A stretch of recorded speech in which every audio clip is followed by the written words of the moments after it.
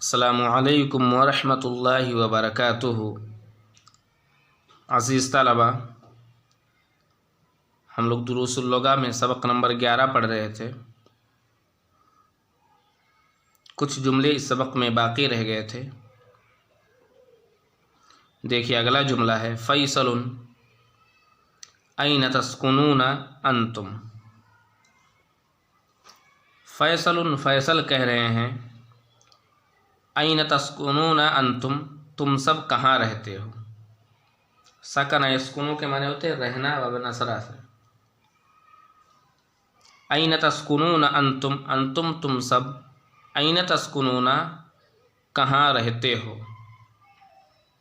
فیصل کہہ رہے ہیں این تسکنون انتم، تم سب کہاں رہتے ہو۔ عبداللہ کہہ رہے ہیں اخوتی یسکنون فی مہاجع الجامعۃ، اخوتی میرے بھائی، یسکنون فی مہاجع الجامعۃ، جامعہ کے ہاسٹل میں رہتے ہیں۔ عبداللہ کہہ رہے ہیں اخوتی یسکنون فی مہاجع الجامعۃ، میرے بھائی جامعہ کے ہاسٹل میں رہتے ہیں۔ اما انا فاسکن مع قریب لی، اما انا رہی بات میری، فاسکن مع قریب لی، تو میں اپنے ایک رشتہ دار کے ساتھ رہتا ہوں۔ فاسکن تو میں رہتا ہوں، مع قریب لی اپنے ایک رشتہ دار کے ساتھ۔ عبداللہ کہہ رہے ہیں اخوتی میرے بھائی، یسکنون رہتے ہیں، فی مہاجع الجامعۃ جامعہ کے ہاسٹل میں، اما انا رہی بات میری، فاسکن مع قریب لی تو میں اپنے ایک رشتہ دار کے ساتھ رہتا ہوں۔ فیصل کہہ رہے ہیں این تسکنون انتم، انتم تم سب، این تسکنون کہاں رہتے ہو۔ عبداللہ کہہ رہے ہیں اخوتی یسکنون فی مہاجع الجامعۃ، میرے بھائی جامعہ کے ہاسٹل میں رہتے ہیں، اما انا رہی بات میری، فاسکن مع قریب لی تو میں اپنے ایک رشتہ دار کے ساتھ رہتا ہوں۔ فیصل کہہ رہے ہیں امتزوج انت یا عبداللہ، کیا انتا تو متزوج شادی شدہ ہے، یا عبداللہ اے عبداللہ، امتزوج انت یا عبداللہ، اے عبداللہ کیا تو شادی شدہ ہے۔ عبداللہ کہہ رہے ہیں لا نہیں، لست بمتزوج، لستو میں نہیں ہوں، بمتزوج شادی شدہ، لست بمتزوج میں شادی شدہ نہیں ہوں۔ فیصل کہہ رہے ہیں امتزوج انت یا عبداللہ، اے عبداللہ کیا تو شادی شدہ ہے۔ عبداللہ کہہ رہے ہیں لا نہیں، لست بمتزوج میں شادی شدہ نہیں ہوں۔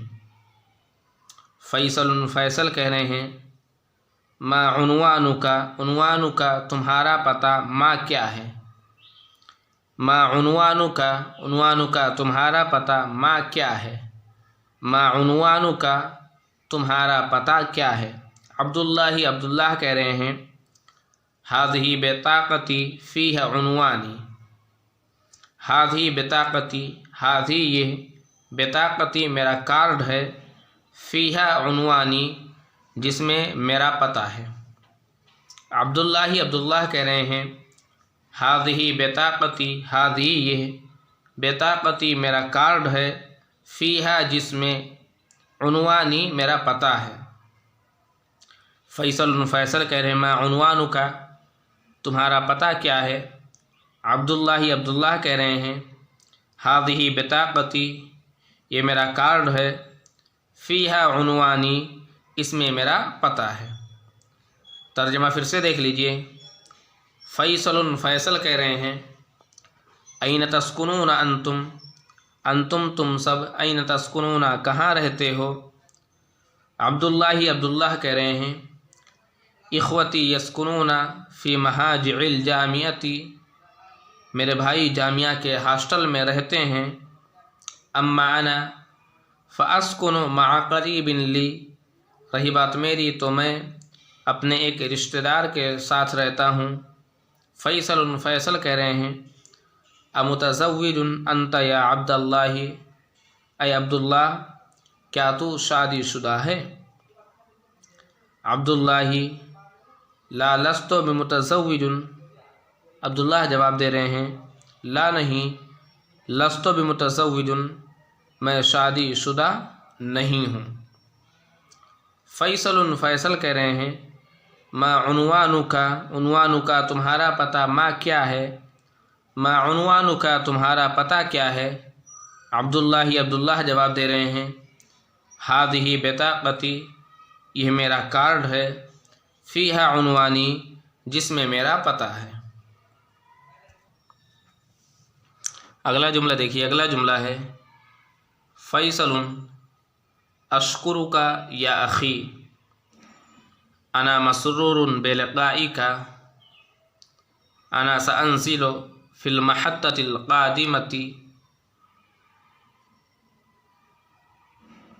فیصل کہہ رہے ہیں اشکرک یا اخی، یا اخی اے میرے بھائی، اشکرک میں آپ کا شکریہ ادا کرتا ہوں.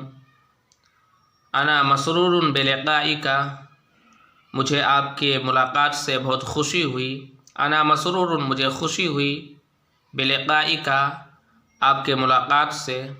انا مسرور بلقائک، مجھے آپ کے ملاقات سے خوشی ہوئی. انا سانزل فی المحطۃ القادمۃ، ان قریب میں آنے والے اسٹیشن پر اتر جاؤں گا. انا سانزل، ان قریب میں اتر جاؤں گا، نازل ہو جاؤں گا، فی المحطۃ القادمۃ، آنے والے اسٹیشن پر. فیصل کہہ رہے ہیں اشکرک، میں آپ کا شکریہ ادا کرتا ہوں، یا اخی اے میرے بھائی. اشکرک یا اخی اے میرے بھائی، آپ کا میں شکریہ ادا کرتا ہوں.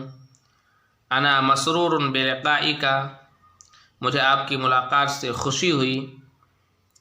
انا سانزل فی المحطۃ القادمۃ، ان قریب میں آنے والے اسٹیشن پر اتر جاؤں گا. عبداللہ کہہ رہے ہیں فی امان اللہ، اللہ کی امانت میں، وإلی اللہ، اور ملاقات تک.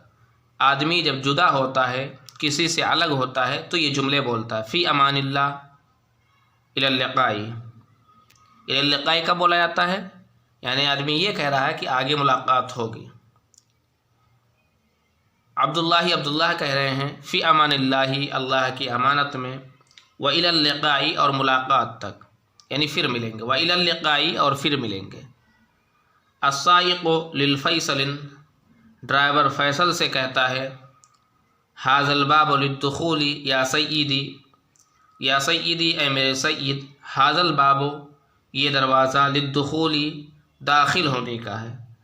ھذا الباب للدخول، یہ دروازہ داخل ہونے کا ہے. یا سیدی، اے میرے سردار، اے میرے سید. النزول من ہناک، وہاں سے نازل ہونا ہے، وہاں سے اترنا ہے. النزول، اترنا ہے، من ہناک، وہاں سے. النزول من ہناک، اترنا وہاں سے ہے.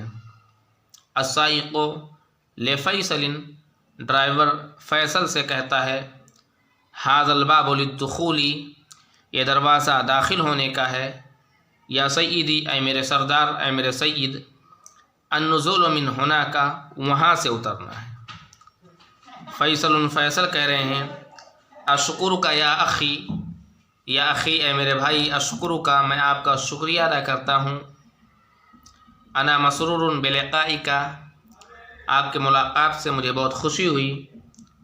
انا سانزل فی المحطۃ القادمۃ، ان قریب میں آنے والے اسٹیشن پر اتر جاؤں گا.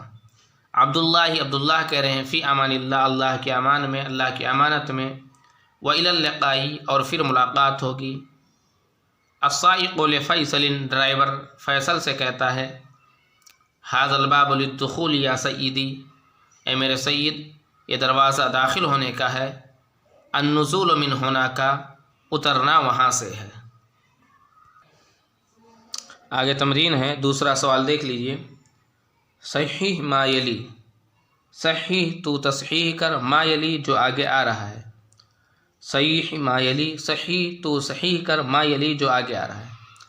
تو آگے جو جملے آ رہے ہیں ان جملوں کو ہمیں کیا کرنا ہے؟ صحیح کرنا ہے، اور ان جملوں کا اردو میں ترجمہ بھی کر کے لانا ہے۔ صحیح تو صحیح کر ما یلی، اس کو جو آگے آ رہا ہے۔ تو آگے جو جملے آ رہے ہیں ان کو صحیح کرنا ہے اور پھر ان کا اردو میں ترجمہ بھی کرنا ہے۔ اگلا سوال دیکھیے، اگلا سوال ہے اجب عن الاسئلۃ الآتیۃ، اجب تو جواب دے، عن الاسئلۃ الآتیۃ آنے والے سوالوں کے بارے میں۔ اجب عن الاسئلۃ الآتیۃ، تو آنے والے سوالوں کے بارے میں جواب دے، یا اجب عن الاسئلۃ الآتیۃ، تو آنے والے سوالوں کا جواب دے۔ هذه الاسئلۃ لیست مبنیۃ علی الدرس الحادی عشر، هذه الاسئلۃ، یہ سوالات، لیس مبنیۃ، نہیں بنائے گئے ہیں، علی الدرس الحادی عشر، 11ویں سبق سے۔ اجب عن الاسئلۃ الآتیۃ، اجب تو جواب دے، عن الاسئلۃ الآتیۃ، آنے والے سوالوں کا، هذه الاسئلۃ، یہ سوالات، لیست مبنیۃ، نہیں بنائے گئے ہیں، علی الدرس الحادی عشر، 11ویں سبق سے۔